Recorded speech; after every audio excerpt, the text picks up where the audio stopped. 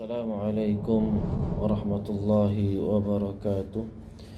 Bismillahirrahmanirrahim. Innal hamdalillah nahmaduhu wa nasta'inuhu wa nastaghfiruh wa na'udzu billahi min shururi anfusina wa min sayyiati a'malina. May yahdihillahu fala mudilla lahu wa may yudlil fala hadiyalah. Asyhadu an la ilaha illallah wahdahu la syarika lah.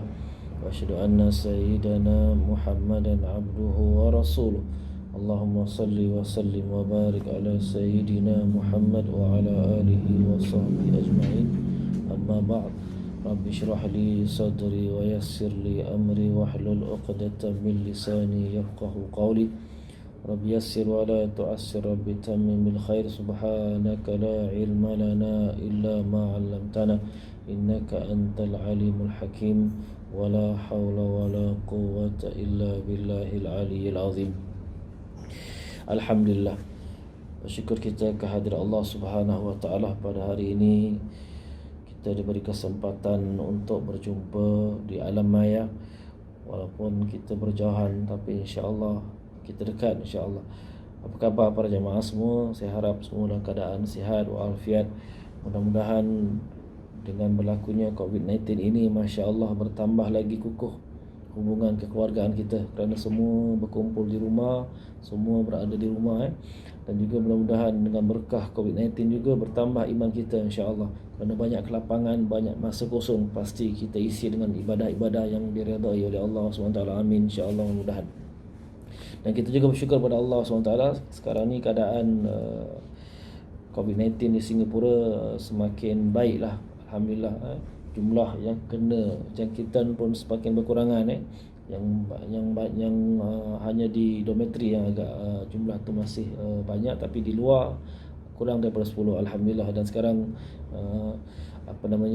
banyak kedai dah buka dan sebagainya. Dan juga masjid pun alhamdulillah sudah diizinkan untuk kita sembahyang Jumaat, walaupun jumlah tu terhad. Dan juga sembahyang jemaah pun begitu juga telah dibuka. Alhamdulillah. Mudah-mudahan dalam masa terdekat lagi dibuka masjid dengan seluas-luasnya. Amin ya rabbal alamin insya-Allah. Para jemaah yang saya muliakan, khususnya jemaah Masjid Yusuf Ishaq, insya-Allah pada hari ini kita akan membaca kitab hikam Ibnu Athaillah rahimahullah. Bagi mereka yang mempunyai kitab hikam muka surat 89, mutiara yang ke-68. Dan sebelum saya membaca mutiara ini, perlu saya ketengahkan beberapa poin-poin yang perlu kita fahami, yang perlu kita garap, yang perlu kita yakini. Pertama sekali ialah sebagai orang yang beriman, sebagai orang Islam, kita meyakini keimanan itu tidak mencukupi hanya dilafazkan di lidah. Dan juga tidak sempurna iman itu hanya diyakini di dalam hati. Supaya iman kita lebih sempurna, ia perlu diterjemahkan dalam amalan harian kita, perlu direalisasikan dalam kehidupan kita, yang menunjukkan kita beriman, iaitu kita merealisasikan keimanan dalam hidup kita dengan melaksanakan amalan-amalan soleh, melaksanakan ibadah-ibadah. Artinya kita melaksanakan ketaatan kepada Allah Subhanahu wa taala dengan melaksanakan segala perintahnya dan menjauhi segala larangan-larangannya. Di samping kita cuba sedaya upaya untuk memperbanyakkan amal, berlumba-lumba untuk beramal. Kerana sesungguhnya apabila kita memperbanyakkan amal, mudah-mudahan bertambah berat timbangan kita nanti di hari kiamat. Seperti mana firman Allah Subhanahu wa taala, fa amma man thaqulat mawazinuhu fahuwa fi 'ishatir radiyah wa amma man khaffat mawazinuhu fa ummuhu hawiyah wa ma adraka ma hiya narun hamiyah. Yang bermaksud, sesungguhnya barang siapa yang berat timbangannya, nescaya dia akan hidup dengan kehidupan yang selesa, kehidupan yang tenang, kehidupan yang diredai oleh Allah Subhanahu Wa Taala, iaitu insya-Allah dimasukkan ke dalam syurga. Dan barang siapa yang ringan timbangannya, maka tempat tinggalnya adalah hawiyah. Apakah ummuhu hawiyah? Apakah itu hawiyah? Hawiyah itulah api yang membakar, subhanallah, iaitu neraka Jahannam, na'udzubillah. Jadi supaya timbangan kita berat di hari kiamat, kita kena memperbanyakkan beramal soleh, melaksanakan ketaatan kepada Allah, menjauhi larangannya, dan juga kita berebut-rebut melaksanakan ketaatan kepadanya. Mudah-mudahan Allah memberi ganjaran yang banyak sehingga berat timbangan kita. Mana untuk mendapatkan syurga perlu beramal, beramal amalan soleh. Tidak cukup hanya berangan-angan saja, hanya melafazkan di mulut tapi tidak mengamalkan perintah Allah dan menjauhi larangannya. Ini perkara pertama yang perlu kita percayai, kita yakini. Namun di sini Ibnu Athaillah rahimahullah memberi kita sedikit panduan, memberi kita sedikit bimbingan setelah kita melaksanakan perkara yang saya sebutkan tadi, beramal soleh. Namun dia ingin menasihati kita supaya berhati-hati, jangan sampai setelah kita beramal ternyata bukan memberatkan timbangan kita, malahan kemungkinan bukan memberatkan timbangan, malahan meringankan lagi, malahan boleh memusnahkan kita. Ini pesanan Ibnu Athaillah kita dengar bersama. Mudah-mudahan kita dapat menjaga amal kita supaya tidak rosak. Seperti mana katanya, la tufrihka ta'ah li'annaha baraz minka wafrah biha li'annaha barazat minallahi ilaik.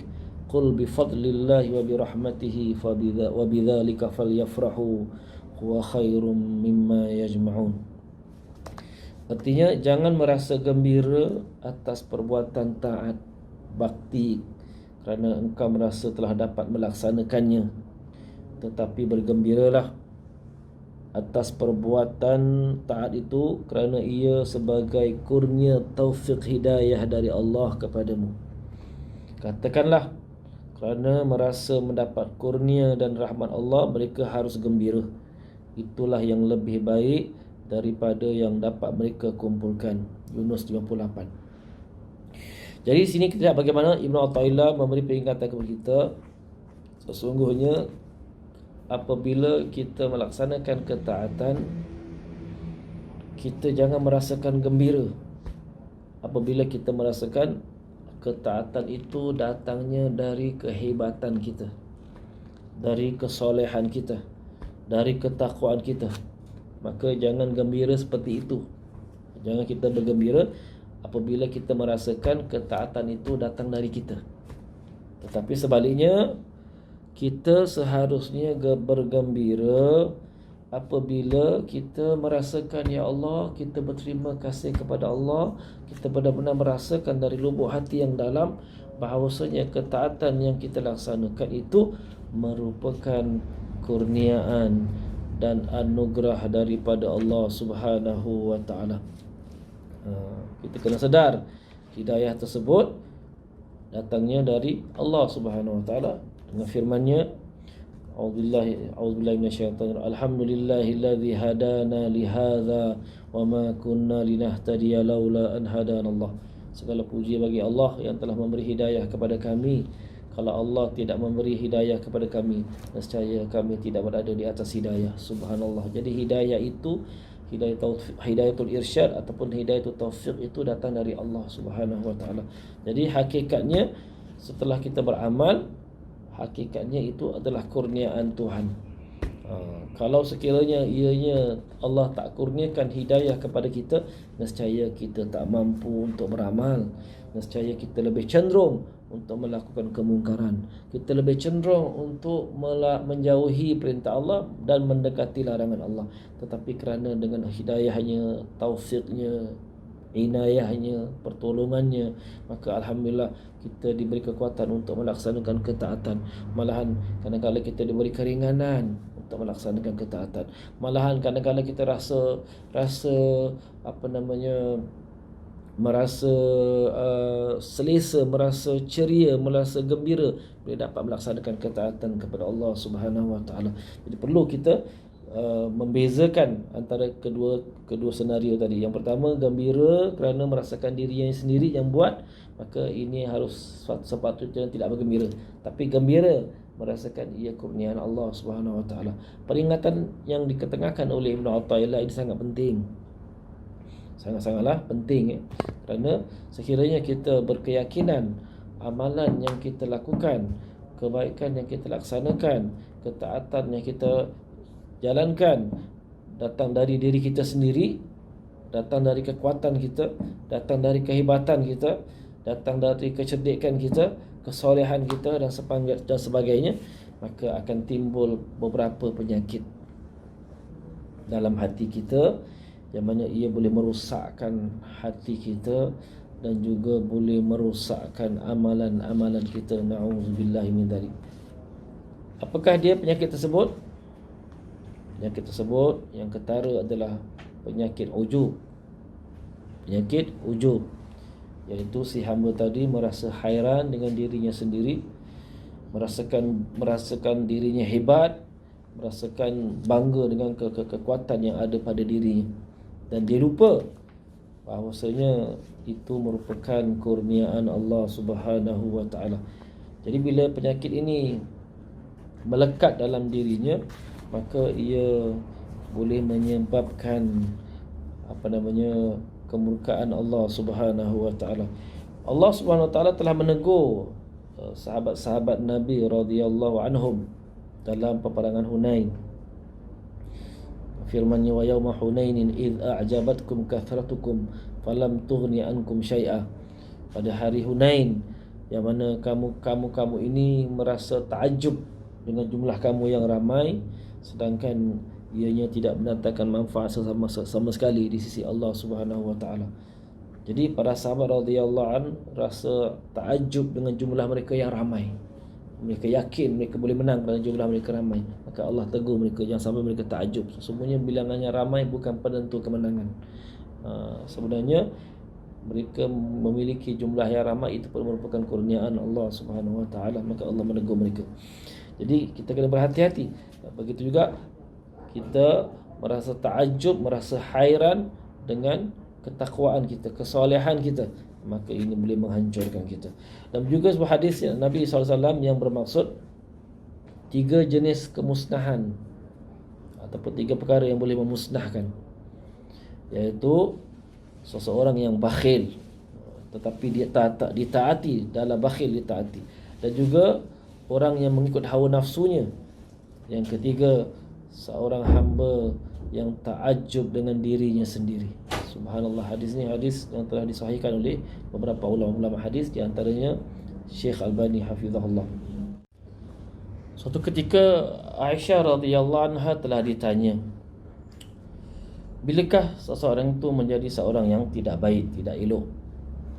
Maka berkata Aisyah radhiyallahu an, idza dhanna annahu muhsin. Maka berkata Sayyidatuna Aisyah radhiyallahu anha, iaitu apabila seseorang meyakini bahawasanya dirinya seorang yang baik. Subhanallah.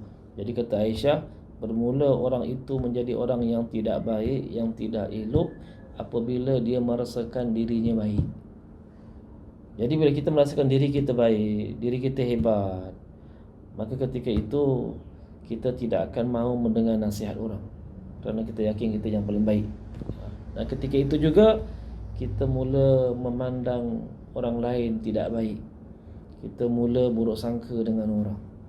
Kita merasakan kitalah yang paling baik, yang kitalah yang paling hebat. Maka itu namanya, itulah punca timbulnya penyakit ujub. Jadi kita kena hati-hati dengan penyakit ini. Dan ujub ni banyak jenis, banyak sebab lah, banyak sebab. Di antaranya contohnya ujub kerana kebijaksanaannya, kepandaiannya. Dia umpamanya berkelulusan tinggi, tamat universiti, ada master, ada PhD dan sebagainya. Maka dia merasakan dirinya sangat pandai. Jadi orang seperti ini kadang-kadang dia takjub dengan dirinya. Dia mula merasa ego yang tinggi sehingga dia tidak mahu menerima pandangan-pandangan orang lain. Dia merasakan dirinya sahaja yang betul. Kalau orang ada sifat macam ini, maka itu ujub. Orang merasa dirinya hebat, merasa dirinya lebih mulia, maka dia tidak mahu dengar pandangan orang lain, hanya pandangannya diri sendiri saja. Kerana itulah ujub kerana kepandaian. Ada juga orang yang ujub kerana kecantikan. Dia dianugerahkan ketampanan, kecantikan, maka dia merasakan ego. Dia rasa dirinya lebih cantik. Ianya boleh berlaku pada kaum lelaki dan juga kaum wanita. Dan secara khusus kaum wanita, apabila dia merasa dirinya sangat cantik, dia lupa itu kurniaan Tuhan. Bila-bila masa Allah boleh ambil balik kecantikan itu. Tapi dia rasakan dirinya hebat, merasa dirinya cantik, dia rasa dirinya ramai yang suka dia. Jadi kadang-kadang wanita seperti ini, dia tidak menghormati suami. Dia kata kalau aku hilang satu suami, ramai lelaki yang mahu aku. Jadi ini pun punca dan sifat ujub. Merasakan diri ini cantik. Begitu juga ada orang yang ujub dengan kerana keturunannya, daripada mansabnya, nasabnya, keturunan ulama, keturunan pemimpin-pemimpin yang hebat, keturunan bangsawan dan sebagainya. Jadi dia berbangga dan ujub dengan keturunannya, sehingga dipandang rendah kepada orang lain. Jadi ini di antara sifat-sifat ujub yang perlu kita buang jauh-jauh, kerana ia sangat-sangat memudaratkan dan dimurkai oleh Allah Subhanahu Wa Taala. Sebaliknya, kita apabila dikurniakan nikmat, kita harus sedar, kita harus ingat sesungguhnya nikmat yang kita miliki, tak kiralah kecantikan, kepandaian, kesolehan, ketakwaan, itu merupakan nikmat, adalah merupakan kurniaan Allah Subhanahu wa Taala, taufik dan hidayah daripada Allah Subhanahu wa Taala. Jadi kita merasakan ini kurniaan Tuhan. Jadi kita merasa bersyukur, ya Rabb, terima kasih ya Rabb, Engkau kurniakan aku kecantikan, Engkau kurniakan aku kekuatan, Engkau kurniakan aku jawatan, Engkau kurniakan aku kepandaian dan sebagainya. Ini semua merupakan kurniaan Engkau ya Rabb. Tanpa Engkau lah aku bergantung. Terima kasih ya Rabb.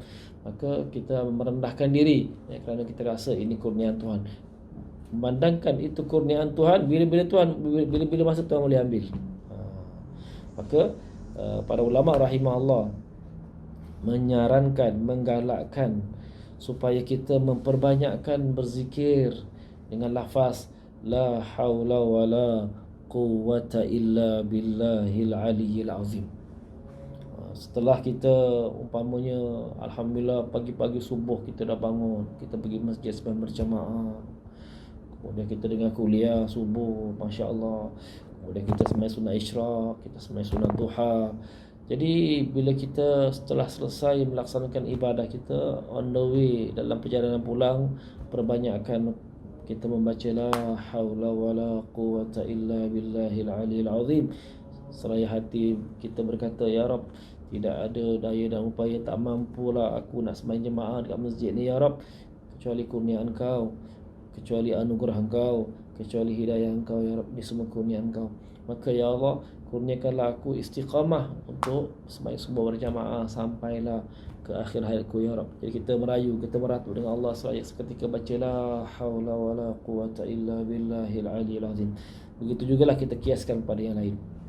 Malahan ada sebut dalam sebuah hadis yang bermaksud barang siapa yang dikurniakan oleh Allah Subhanahu wa Taala satu nikmat, tak kiralah apa nikmat, satu nikmat, kemudian ia inginkan supaya nikmat itu berkekalan bersama dengannya, maka perbanyakkanlah membaca la haula wala quwwata illa billahil aliyyil azim. Jadi bila kita dianugerahkan Allah position, jawatan, pangkat yang tinggi di sebuah syarikat, gergasi ataupun tak kiralah di mana, maka kita perbanyakkan baca la haula wala quwwata illa billahil aliyil azim. Ya Allah, itu semua kurniaan Kau, malahan itu merupakan satu amanah. Jadi kita minta supaya dengan berkat kita membaca la haula wala quwwata illa billah, maka Allah kekalkan nikmat tersebut kepada kita, insya-Allah. Jadi saya rasa itu sajalah pada hari ini. Mudah-mudahan sedikit sebanyak ia dapat memberi kemanfaatan kepada saya sendiri dan juga pada para jamaah semua, dan mudah-mudahan kita diizinkan oleh Allah Subhanahu Wa Taala untuk memperbanyakkan berzikir la haula wala quwwata illa billahil aliyyil azim. Sekian, wabillahi taufiq wal hidayah. Wassalamualaikum warahmatullahi wabarakatuh.